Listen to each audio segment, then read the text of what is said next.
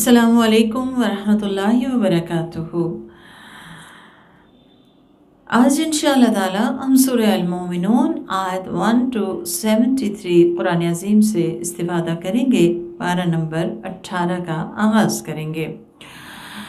بسم اللہ والصلاة والسلام علی رسول اللہ، احسن الکلام کلام اللہ واحسن الہدی ہدی محمد صلی اللہ علیہ وآلہ وسلم، اما بعد فاعوذ باللہ من الشیطان الرجیم، بسم اللہ الرحمن الرحیم، رب اشرح لی صدری ویسر لی امری واحلل عقدۃ من لسانی یفقہوا قولی۔ حضرت عمر سے روایت ہے کہ جب نبی کریم صلی اللہ علیہ وآلہ وسلم پر وحی اترتی تھی تو آپ کے چہرے کے آس پاس شہد کی مکھی کی گنگناہٹ کی آواز آنے لگتی تھی۔ کہتے ہیں ایک دن آپ صلی اللہ علیہ وآلہ وسلم پر وحی نازل ہوئی تو تھوڑی دیر بعد ہی آپ صلی اللہ علیہ وآلہ وسلم نے قبلے کی طرف منہ کر کے اپنے دونوں ہاتھ اوپر اٹھا کر دعا کی۔ بہت خوبصورت دعا ہے۔ آپ نے دعا کی، اللہم زدنا ولا تنقصنا، اے اللہ ہمیں زیادہ کر دے اور تھوڑے نہ رہنے دے، واکرمنا ولا تہنا، اور ہمیں عزت دے، ہمیں ذلیل نہ رہنے دے، واعطنا ولا تحرمنا، اور ہمیں عطا فرما اور محروم نہ رہنے دے، وَأْثِرْنَا ولا تؤثر علینا، ہمیں ترجیح دے اور ہم پر کسی کو ترجیح نہ دے، وَأَرْضِنَا وَأَرْضَ عَنَّا، اور ہمیں راضی کر دے اور ہم سے راضی ہو جا، آمین۔ اس کے بعد نبی کریم صلی اللہ علیہ وآلہ وسلم نے فرمایا کہ مجھ پر 10 آیات نازل ہوئی ہیں، جو بھی ان پر عمل کرے گا وہ جنت میں جائے گا۔ اس سے ترمذی نے روایت کیا ہے اور وہ یہی سورہ المومنون کی پہلی 10 آیات ہیں۔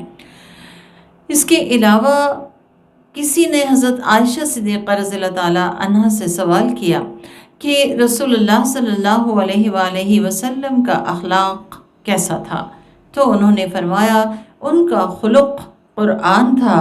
پھر اس کے بعد ام المومنین نے یہ پہلی 10 سورہ المومنون کی آیات پڑھ کر سنائی کہ آپ صلی اللہ علیہ وآلہ وسلم ان پر عمل کرنے والے تھے۔ بسم اللہ الرحمن الرحیم، قد افلح المؤمنون، تحقیق فلاح پائی مومنوں نے، یقیناً کامیاب ہو گئے مومن۔ تو کامیابی کے لیے یہ تمام صفات اپنے اندر پیدا کرنے سے پہلے نمبر 1 صفت جو ہمیں اپنے اندر پیدا کرنا ہے اور اس کی نشوونما کرنا ہے وہ ہے ایمان۔ اور ایمان وہ ہے جو دل میں سرایت کر جائے، زبان سے اس کا اقرار اور عمل سے اس کا اظہار ہو۔ کیسے ہیں یہ مومن؟ الذین هم فی صلاتہم خاشعون، جو اپنی نمازوں میں خشوع کرنے والے ہیں، اور خشوع کہتے ہیں کسی کی عظمت کے احساس سے دل کا جھکاؤ، ایسا کہ جو انسان کے اعضاء و جوارح سے نظر آنے لگے۔ والذین هم عن اللغو معرضون، یہ وہ لوگ ہیں جو کہ لغو سے اعراض برتتے ہیں، پرہیز کرتے ہیں، بیکار فضول بے فائدہ باتوں میں انوالو نہیں ہوتے۔ اور کیسے ہوتے ہیں یہ مومن جو فلاح پانے والے ہیں؟ فرمایا والذین هم للزکاۃ فاعلون، یہ وہ لوگ ہیں جو کہ مسلسل تزکیہ کے عمل پر عمل پیرا ہوتے ہیں، تزکیہ کے طریقے اختیار کرتے ہیں، اور وہ کیا ہیں کہ اپنے نفس کو برائیوں سے پاک کرتے ہیں اور اپنے نفس کے اندر اچھائیوں کی افزائش کرتے ہیں، اور جو اپنی شرمگاہوں کی حفاظت کرتے ہیں، یعنی نہ تو انہیں ننگا کرتے ہیں اور نہ ہی اپنی شرمگاہوں کو کہ تسکین کے لیے کوئی غلط طریقے اختیار کرتے ہیں، مگر اپنی بیویوں اور لونڈیوں سے، یعنی وہ اپنی خواہش پوری کرتے ہیں جائز طریقے سے، حلال طریقے سے، تو وہ لائق ملامت نہیں۔ بس جو کوئی ان کے بعد اس کے سوا اپنی خواہش پوری کرنے کا کوئی اور راستہ اختیار کرے گا تو وہی لوگ دراصل حد سے تجاوز کرنے والے ہیں۔ یعنی نکاح کے علاوہ کوئی بھی طریقہ، زنا کا ہو، لواطت کا ہو، وہ سب کے سب حرام طریقے ہیں۔ یہی دراصل اللہ کی حدود سے تجاوز کرنا ہے۔ اور کیسے ہوتے ہیں فلاح پانے والے مومن؟ جو اپنی امانتوں اور اپنے عہد و پیمان کا خیال کرتے ہیں، یعنی اپنی ذمہ داریوں کو صحیح طریقے سے ادا کرتے ہیں، امانت کے لیے کانشیس ہوتے ہیں اور اپنے وعدے نہیں توڑتے، نہ ان کی خلاف ورزی کرتے ہیں، اور جو اپنی نمازوں کی حفاظت کرتے ہیں۔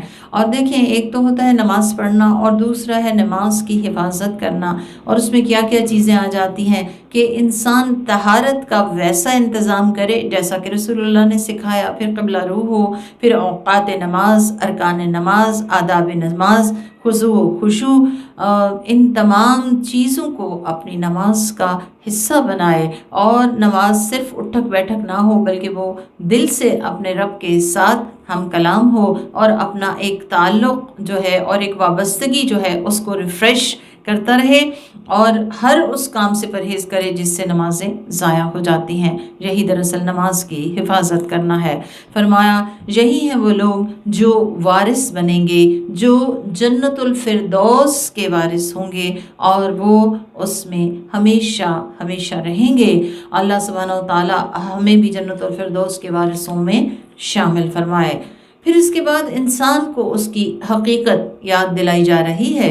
اللہ تعالیٰ فرماتے ہیں وَلَقَدْ خَلَقْنَا الْإِنسَانَ مِن سُلَالَةٍ مِّن طِينٍ، اور ہم نے انسان کو مٹی کے ٹھیکرے سے پیدا کیا۔ یعنی انسان اپنی حقیقت پہ غور تو کرے۔ پھر ہم نے اسے نطفہ کی شکل میں ایک محفوظ جگہ پر پہنچایا، پھر نطفے کو منجمد خون بنایا، پھر اس منجمد خون کو گوشت کا ایک ٹکڑا بنایا، پھر اس ٹکڑے سے ہڈیاں پیدا کیں، پھر ان ہڈیوں پہ گوشت چڑھایا اور اسے ایک نئی صورت میں بنا ڈالا، یعنی روح پھونک کر ایک ہنستا کھیلتا انسان بنا دیا۔ بس بہت برکتوں والا ہے اللہ رب العالمین، جو احسن الخالقین ہے، سب سے عمدہ پیدا کرنے والا۔ کہ آپ دیکھیں گے ایمبریولوجی ساری کی ساری سٹیپ بائی سٹیپ جو اللہ سبحانہ تعالیٰ نے بیان کی اس زمانے میں، کہ جب لوگ ان حقائق سے بالکل واقف نہ تھے، یہ تو اب پروف ہو رہے ہیں۔ اور پھر اگر انسان غور کرے تو ایک مٹی کی ٹھیکری سے وہ پیدا کیا گیا۔ مٹی میں تو کوئی جذبات نہیں ہوتے، گوشت میں تو کوئی احساس نہیں ہوتا، لیکن اللہ سبحانہ و تعالیٰ نے انسان کو کس قدر خوبصورت فیکلٹیز عطا کی، اور اس کے ساتھ کس طرح سے حساس بنایا اور سمجھدار بنایا۔ پھر اللہ سبحانہ و تعالیٰ فرما رہے ہیں ثم انکم بعد ذلک لمیتون، پھر بے شک تمہیں اس زندگی کے بعد مر جانا ہے۔ زندگی کی حقیقت یہی ہے کہ زندگی انتظار کرتی ہے موت کا۔ تو آدمی کو یاد کرایا گیا کہ یہ زندگی ہمیشہ نہیں رہے گی، تمہیں واپس بھی جانا ہے۔ تو حکمت کا تقاضا کیا ہے کہ جس رب نے انسان کو اتنے اہتمام کے ساتھ پیدا کیا، اس کو اتنی زیادہ فیکلٹیز، یعنی لاکھوں کروڑوں اربوں خربوں کی ایسی فیکلٹیز عطا کی جو کہ وہ پوری دنیا خرچ کر کے بھی خرید نہیں سکتا، پھر اس کے بعد اسے زندگی کی مہلت دی، وقت دیا، تو انسان کو چاہیے کہ وہ ان تمام فیکلٹیز کو اور اس وقت کو جو ان سے دیا گیا ہے انہیں یوں ہی ضائع نہ کرے، بلکہ یاد رکھے کہ اسے واپس جانا ہے، اور پھر اسے اس تمام چیزوں کا حساب دینا ہے۔ اور حساب میں کامیاب وہی ہوگا جو اس دنیا کے اندر رہتے ہوئے ان فیکلٹیز کو اس کے راستے میں استعمال کرتے ہوئے اپنی واپسی کو یاد رکھتے ہوئے عمل کرے گا، ایسے عمل کے جن سے وہ راضی ہو جائے۔ فرمایا پھر بے شک تم لوگ قیامت کے دن دوبارہ اٹھائے جاؤ گے، یعنی حساب کتاب کے لیے۔ پھر فرمایا ہم نے تمہارے اوپر 7 آسمان پیدا کیے اور ہم اپنی پیدا کی ہوئی چیزوں سے غافل نہیں ہیں۔ اللہ سبحانہ و تعالی غافل نہیں ہے اپنی تخلیقات سے۔ وَلَا يَئُودُهُ حِفْظُهُمَا وَهُوَ الْعَلِيُّ الْعَظِيمُ، اسے آسمان و زمین کی حفاظت ذرا برابر بھی نہیں تھکاتی، کیونکہ وہ بہت بلند ہے، بہت عظمتوں والا ہے۔ پھر فرمایا ہم آسمان سے مناسب مقدار میں بارش برساتے ہیں، پھر اسے زمین میں ٹھہرا دیتے ہیں، اور بے شک ہم اسے غائب کر دینے پر بھی قادر ہیں۔ یعنی یہ بارش اللہ کی رحمت ہے، وہ چاہے تو اس کو غائب کر دے تو ہم اس کو دوبارہ پھر پا نہیں سکتے۔ پھر اس پانی سے ہم تمہارے لیے کھجوروں اور انگوروں کے باغات پیدا کرتے ہیں، اس میں تمہارے لیے بہت سے پھل تیار ہوتے ہیں، اس میں سے بعض کو تم غذا کے طور پہ استعمال کرتے ہو۔ اور ہم زیتون کا درخت پیدا کرتے ہیں جو طور سینا کے آس پاس زیادہ ہوتا ہے، جو تیل اور کھانے والوں کے لیے سالن لیے ہوئے اگتا ہے۔ آپ صلی اللہ علیہ وسلم نے فرمایا زیتون کا تیل کھاؤ بھی اور لگاؤ بھی، کیونکہ یہ مبارک درخت سے نکلتا ہے۔ تو زیتون کا تیل ضرور استعمال کرنا چاہیے، سنت رسول بھی ہے اور فائدے کا فائدہ ہے۔ فرمایا تمہارے لیے چوپایوں میں غور و فکر کا مقام ہے، ہم تمہیں ان کے پیٹوں سے دودھ پلاتے ہیں، اور ان جانوروں میں تمہارے لیے بہت سے فوائد ہیں، ان میں سے بعض کا تم گوشت کھاتے ہو اور ان جانوروں اور ان کشتیوں پہ سوار کیے جاتے ہو۔ تو اللہ سبحانہ تعالیٰ نے پہلے تو انسان کی تخلیق کا ذکر کیا، اور اس کے بعد انسانوں کو جو وسائل عطا کیے گئے ان کا ذکر ہے۔ کیوں؟ تاکہ ہم سب شکر گزار بنیں اور خوشی خوشی اللہ سبحانہ و تعالیٰ کی اطاعت کریں۔ پھر اس کے بعد مختلف اقوام کا ذکر کیا جا رہا ہے۔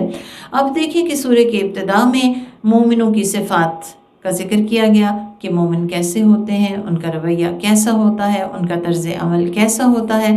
اب کچھ ایسی اقوام کا ذکر کیا جا رہا ہے جنہوں نے اللہ سبحانہ و تعالیٰ کے پیغام کو جھٹلایا۔ وَلَقَدْ أَرْسَلْنَا نُوحًا إِلَىٰ قَوْمِهِ، اور ہم نے نوح علیہ السلام کو ان کی قوم کی طرف بھیجا، تو انہوں نے کہا کہ اے میری قوم، تم لوگ اللہ سبحانہ و تعالیٰ کی عبادت کرو، اس کے سوا تمہارا کوئی معبود نہیں۔ افلا تتقون، کیا تم اس کا تقوی اختیار نہیں کرتے؟ کیا تم اس کی جواب دہی سے نہیں ڈرتے؟ تو ان کی قوم کے سرداروں نے کہا، وہ سردار جنہوں نے کفر کا رویہ اختیار کیا تھا، کہ یہ تو تمہاری ہی طرح کا ایک انسان ہے، اور اصل میں یہ تم پہ اپنی سپرمیسی قائم کرنا چاہتا ہے، فوقیت حاصل کرنا چاہتا ہے۔ اگر اللہ چاہتا تو فرشتوں کو نازل کر دیتا، ہم نے تو ایسی باتیں اپنے باپ دادا سے سنی ہی نہیں۔ اس آدمی کو تو جنون لاحق ہو گیا ہے، بس تم لوگ اس کے بارے میں انتظار کرو، یعنی ایمان نہ لاؤ، انتظار کرو کہ یا تو اس کا جوش ٹھنڈا ہو جائے اور یہ باتیں کرنا چھوڑ دے، یا پھر یہ مر جائے اور ہماری اس سے جان چھوٹ جائے۔ نوح علیہ السلام کی امت کے بارے میں یاد رکھیں کہ وہ کافر نہیں تھے۔ آدم علیہ السلام کی امت تھی، اللہ پہ ایمان تھا، رسالت کا انہیں پتہ تھا، لیکن جو رسول ان کی طرف مبعوث کیے گئے نوح علیہ السلام، ان کا انکار کیا۔ وجہ تکبر تھی کہ ایک عام انسان جو ہماری ہی طرح کھاتا پیتا چلتا پھرتا ہے، ہم اس کی بات کیوں مانیں۔ نوح علیہ السلام نے اللہ سبحانہ تعالیٰ کو راضی کرنے کے لیے 950 سال تک اپنی قوم کے لوگوں کو تبلیغ کی، اور ان کی طرف سے آنے والی ہر طرح کی اذیتوں کو بھی برداشت کیا، لیکن وہ مان کے نہ دیے۔ تو نوح علیہ السلام نے دعا کی، قال رب انصرنی بما کذبون، اے میرے رب، چونکہ انہوں نے مجھے جھٹلا دیا ہے تو ان کے خلاف میری مدد فرما۔ بس ہم نے انہیں وحی کے ذریعے سے کہا کہ آپ ہماری نگرانی میں اور ہماری وحی کے مطابق کشتی بنائیے، بس جب ہمارا حکم آ جائے اور تنور سے پانی ابل پڑے تو آپ اس کشتی میں ہر جانور کا جوڑا یعنی نر اور مادہ اور اپنے گھر والوں کو سوار کر لیجئے، سوائے ان کے جن کے بارے میں فیصلہ پہلے ہی ہو چکا ہے، یعنی جو رسول کے انکاری اور اللہ کے انکاری ہیں، اور آپ مجھ سے ظالموں کے حق میں کوئی سفارش نہ کیجیے، وہ یقیناً ڈبو دیے جائیں گے۔ پس جب آپ اور آپ کے ساتھی کشتی میں سوار ہو جائیں تو کہیے کہ تمام تعریفیں اس اللہ کے لیے ہیں کہ جس نے ہمیں ظالم قوم سے نجات دی۔ اور آپ کہیے وَقُلْ رَبِّ أَنزِلْنِي مُنزَلًا مُبَارَكًا وَأَنْتَ خَيْرُ الْمُنزِلِينَ کہ میرے رب مجھے اتار، برکت کے ساتھ اتارنا، اور تو منزل عطا کرنے والوں میں سب سے اچھا ہے۔ تو بہت خوبصورت دعا ہے، جب بھی کہیں جائیں تو اللہ سبحانہ وتعالیٰ سے برکت پانے کے لیے یہ دعا اپنا معمول بنا لیجئے۔ رب انزلنی منزلا مبارکا وانت خیر المنزلین۔ اگرچہ کشتی میں چڑھنے کے لیے بھی یہ دعا ہے، اور اس کے علاوہ بھی جہاں بھی کہیں جانا ہو یہ دعا بہت خوبصورت ہے۔ آج کا ہمارا جملہ یہی ہے کہ ہم یہ دعا یاد بھی کریں گے، اور اس کو ہر جگہ جہاں بھی ہم جائیں گے انشاءاللہ تعالی ہم یہ دعا اللہ سبحانہ تعالیٰ سے کریں گے۔ فرمایا ان فی ذلک لآیات، اس موقع میں کئی نشانیاں ہیں، وَإِن كُنَّا لَمُبْتَلِينَ، اور بے شک ہم لوگوں کو آزمانا چاہتے ہیں۔ پھر ہم نے ان کے بعد دوسرے لوگوں کو پیدا کیا، یعنی جو نافرمان تھے ان کو غرقاب کرنے کے بعد، بس ہم نے انہی میں سے ان کے لیے ایک رسول بھیجا، ہود علیہ السلام بھیجے، قوم عاد کی بات ہے، جس نے ان سے کہا کہ تم لوگ اللہ سبحانہ تعالیٰ کی عبادت کرو، اس کے سوا تمہارا کوئی معبود نہیں۔ وہی پیغام ہے جو آدم علیہ السلام سے لے کر محمد مصطفیٰ صلی اللہ علیہ وآلہ وسلم تک کانسٹنٹ ہے، اور وہ کیا ہے؟ لا الہ الا اللہ، اللہ کے سوا کوئی خالق، مالک، رازق، مشکل کشا اور عبادت کے لائق نہیں۔ پھر انہوں نے کہا افلا تتقون، کیا تم اللہ سے ڈرتے نہیں ہو؟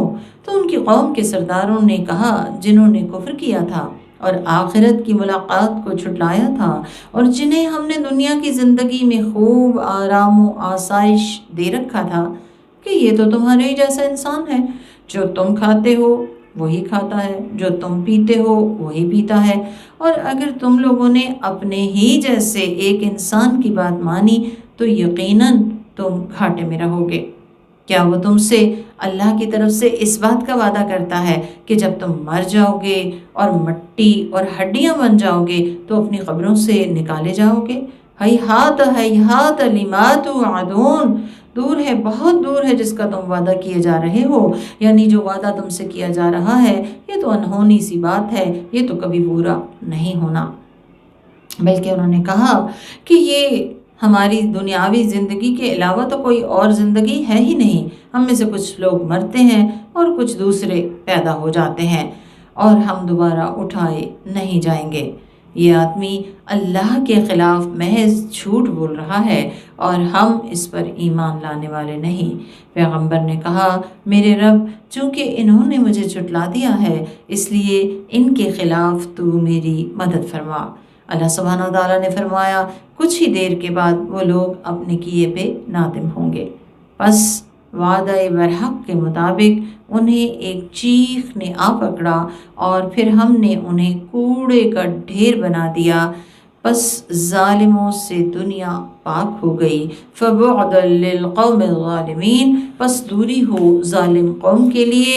ظالم کون ہے؟ جو اللہ کو اس کا حق نہ دیں اور رسول کو اس کا حق نہ دیں۔ فرمایا پھر ان کے بعد ہم نے دوسرے لوگوں کو پیدا کیا، ما تسبق من امت اجلها وما یستأخرون، کوئی گروہ اپنے وقت مقرر سے نہ آگے بڑھ سکتا ہے اور نہ پیچھے ہو سکتا ہے۔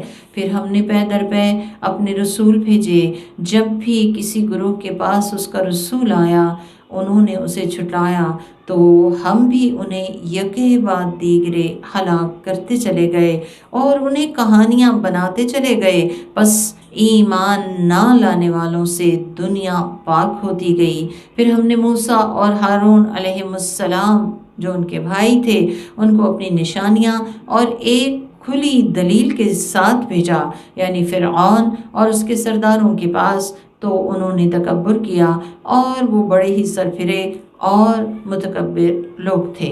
فقالوا، تو وہ کہنے لگے، انؤمن لبشرین، کیا ہم دو انسانوں پہ ایمان لے آئے، مثلنا، جو ہمارے ہی جیسے ہیں، وقومہما لنا عابدون، اور ان کی قوم تو ہماری غلام ہے آلریڈی۔ چنانچہ انہوں نے ان دونوں کو جھٹلا دیا، تو انجام کے طور پہ وہ ہلاک کر دیے گئے۔ اور ہم نے موسیٰ علیہ السلام کو تورات دی تھی تاکہ بنی اسرائیل کے لوگ اس سے ہدایت حاصل کریں، اور ہم نے مریم علیہ السلام کے بیٹے اور ان کی ماں یعنی مریم علیہ السلام کو اپنی قدرت کی نشانی بنایا تھا، اور ہم نے دونوں کو ایک اونچی زمین میں پناہ دی جو رہنے کے قابل اور چشموں والی تھی۔ یا ایہا الرسل، اے میرے رسولو، کلوا من الطیبات، کھاؤ طیبات پاکیزہ چیزیں، وَاعْمَلُوا صالحا، اور عمل کرو صالح۔ یعنی اللہ نے تمہیں کھانے کو اتنی طیب اور عمدہ چیزیں دی ہیں تو اس کے رسپانس میں عمل بھی عمدہ کرو۔ اور دوسری صورت میں یہ بھی بات سمجھنے کی ہے کہ جو عمل صالح ہے، عمل صالح کہتے ہیں ایسے عمل کو جو شریعت کے مطابق ہو، اللہ کے حکم کے مطابق ہو، کہ اس عمل صالح کی قبولیت کا دار و مدار بھی دراصل حلال کھانے پر ہے۔ حرام کھانے والے کے اعمال قبول نہیں ہوتے، نہ ہی دعا قبول ہوتی ہے۔ انی بما تعملون علیم، بے شک جو بھی تم عمل کرتے ہو میں اس کو جانتا ہوں، یعنی وہ اللہ سبحانہ تعالیٰ کی پوری طرح نوٹس میں ہے۔ فرمایا بے شک یہی تم سب کا دین ہے جو ایک ہی دین ہے، اور میں تم سب کا رب ہوں، بس تم لوگ مجھ سے ڈرتے رہو۔ پھر انہوں نے آپس میں اپنے دین کے ٹکڑے ٹکڑے کر لیے، ہر گروہ کے پاس جو دین ہے وہ اسی سے خوش ہے۔ کسی نے ایک حصہ اٹھایا، کسی نے دوسرا حصہ اٹھایا اور اس پہ راضی خوشی ہو گئے، بجائے اس کے کہ دین کو آن دی ہول اپناتے۔ بس آپ انہیں ان کی غفلت میں ایک وقت مقرر تک کے لیے چھوڑ دیجئے۔ کیا وہ سمجھتے ہیں کہ ہم جو انہیں مال اور بیٹوں سے نواز رہے ہیں تو ان کو بھلائی پہنچانے میں جلدی کر رہے ہیں؟ بلکہ وہ اصل سبب کو سمجھ ہی نہیں پا رہے۔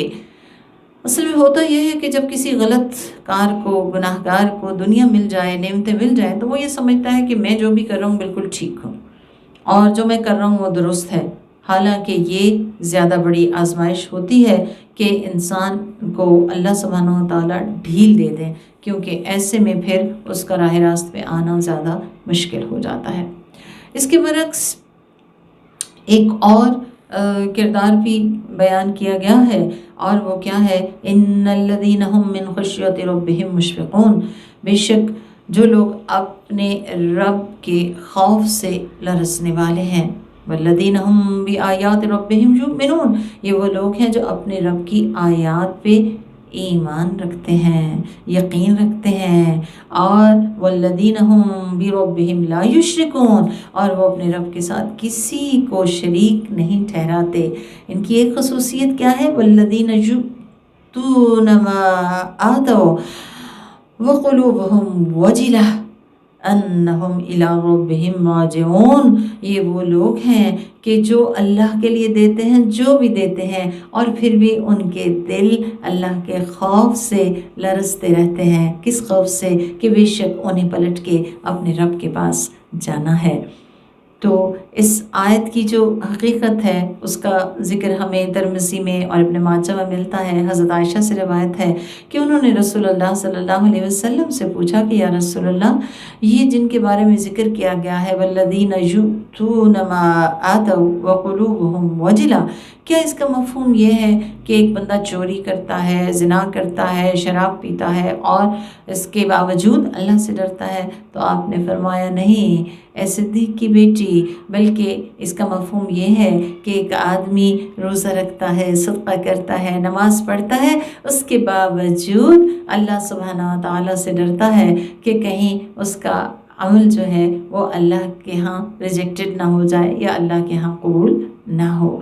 تو یہی دراصل وہ لوگ ہیں، اولئک یسارعون فی الخیرات، یہی لوگ تو دراصل بھلائی کے کاموں میں سرعت کرنے والے، تیزی کرنے والے ہیں۔ کیوں؟ کیونکہ یہ احساس کہ ہم نے ابھی کچھ نہیں کیا، ابھی تو ہم نے کچھ کیا ہی نہیں، ابھی تو ہمیں اور کرنا ہے، انہیں نیکیوں میں تیز گامی عطا کرتا ہے۔ وَهُمْ لَهَا سَابِقُونَ، اور وہ اس کی دوڑ میں دوسروں سے پھر آگے بڑھ جاتے ہیں۔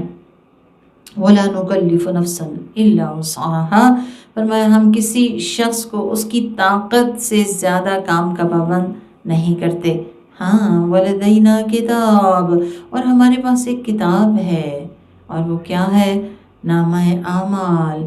کیا کرے گی؟ ینطق بالحق، جو سچ بولے گی۔ اور یعنی نامہ اعمال صرف لکھا ہوا نہیں ہوگا، بلکہ وہ بک جو ہے وہ خود بول کے بتائے گی، وہم لا یظلمون، اور وہ ظلم نہ کیے جائیں گے۔ تو بات یہ ہے کہ نامہ اعمال میں ہر چھوٹی بڑی چیز درج ہو رہی ہے، مووی الگ بن رہی ہے، فرشتے الگ لکھ رہے ہیں، ہم بھاگ کے کہیں جا نہیں سکتے۔ ہمارے پاس صرف ایک راستہ ہے، اور وہ راستہ ہے سرنڈر کا۔ اور کس کے آگے سرنڈر کرنا ہے؟ رب العالمین کے آگے، کہ جو وہ کہے ہم اس پہ راضی ہو جائیں، اور اپنی استطاعت بھر اس کا تقوی اور اس کی اطاعت اختیار کریں۔ فرمایا لیکن ان کے دل اس حقیقت سے غافل ہیں۔ کس حقیقت سے؟ کہ یہ نامہ اعمال، کتاب اعمال جو ہے یہ دکھائی بھی جائے گی، اور اس کی گواہیاں بھی ہوں گی، اور اس کے مطابق پھر فیصلہ بھی ہوگا۔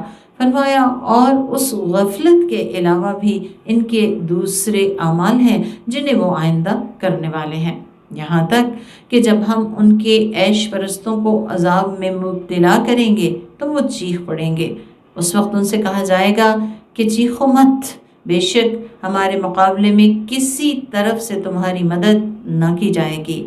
ہماری آیتوں کی تمہارے سامنے تلاوت کی جاتی تھی تو تم اپنی ایڑیوں کے بل بھاگ پڑتے تھے، تکبر کرتے ہوئے اپنی رات کی مجلسوں میں اس کے متعلق بکواس کرتے تھے۔ تو کیا انہوں نے قرآن کریم میں غور نہیں کیا، یا ان کے پاس کوئی ایسی چیز آ گئی ہے جو ان کے اگلے باپ دادا کے پاس نہیں آئی تھی، یا انہوں نے اپنے رسول کو پہلے سے نہیں پہچانا تھا اس لیے اس کا انکار کر رہے ہیں؟ یا یہ کہتے ہیں کہ اسے جنون لاحق ہو گیا ہے، بلکہ وہ تو ان کے پاس برحق دین یا قرآن یا اسلام لے کر آئے ہیں، لیکن ان میں سے اکثر لوگ اس حق کو پسند نہیں کرتے۔ یعنی آپ صلی اللہ علیہ وسلم کی ذات حق، دین اسلام حق، اور آپ کی لائی ہوئی شریعت حق، آپ کا قرآن حق، ان کی جو نہ ماننا ہے وہ اس وجہ سے نہیں ہے کہ یہ جو بیان کیا جا رہا ہے وہ درست نہیں ہے، بلکہ اصل چیز یہ ہے کہ یہ حق کو پسند ہی نہیں کرتے۔ اور اگر دین حق ان کی خواہشات کے تابع ہو جاتا تو آسمانوں اور زمین اور اس میں پائی جانے والی ہر چیز میں فساد برپا ہو جاتا۔ ہم ان کے لیے ان کی نصیحت لے کر آئے ہیں کس صورت میں؟ قرآن عظیم کی صورت میں۔ بس وہ اپنی نصیحت سے منہ پھیر رہے ہیں۔ تو نصیحت کو غور سے سننا ہوتا ہے، سمجھنا ہوتا ہے، اور پھر عمل کرنا ہوتا ہے۔ یہی دراصل نصیحت کا حق ہوتا ہے۔ تو ہمیں عہد کرنا چاہیے کہ قرآن پاک کو صحیح پڑھنا سیکھیں، اس کو سمجھیں، اس کو اپنی زندگی میں نافذ کریں، یعنی اس کے مطابق عمل پیرا ہوں، اور اس کا پیغام لے کر اٹھیں اور پوری دنیا پہ چھا جائیں کہ یہی ذریعہ نجات ہے، دنیا کے لیے بھی اور آخرت کے لیے بھی۔ فرمایا کیا آپ ان سے کوئی اجرت مانگتے ہیں؟ بس آپ کے رب کی اجرت آپ کے لیے زیادہ بہتر ہے، اور وہ بہت ہی اچھا رزق دینے والا ہے۔ اور پھر فرمایا وَإِنَّكَ لَتَدْعُوهُمْ إِلَىٰ صِرَاطٍ مُّسْتَقِيمٍ، بے شک آپ انہیں صراط مستقیم کی طرف بلاتے ہیں۔ یہی پیغمبر کے آنے کا مقصد ہوتا ہے کہ وہ لوگوں کو صراط مستقیم کی طرف لے کر آئے، یعنی اللہ سبحانہ و تعالیٰ کے راستے پہ ڈال دے۔ اللہ سبحانہ و تعالیٰ ہمیں پیغمبر کی اسوت سے اور پیغمبر کی تعلیمات سے پوری طرح فیض یاب ہونے کی توفیق عطا فرمائے۔